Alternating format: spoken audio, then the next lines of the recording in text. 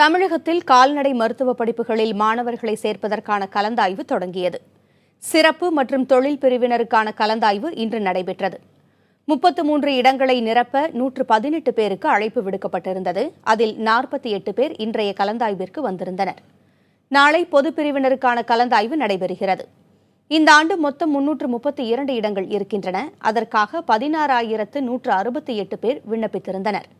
நாளை மறுநாளுடன் முதற்கட்ட கலந்தாய்வு நிறைவு பெற இருப்பதாக தமிழ்நாடு கால்நடை மருத்துவ அறிவியல் பல்கலைக்கழக துணைவேந்தர் திலகர் தெரிவித்துள்ளார். காலியாக உள்ள இடங்கள் 2ஆம் கட்ட கலந்தாய்வு மூலம் நிரப்பப்படும் என்றும் அவர் கூறியிருக்கிறார்.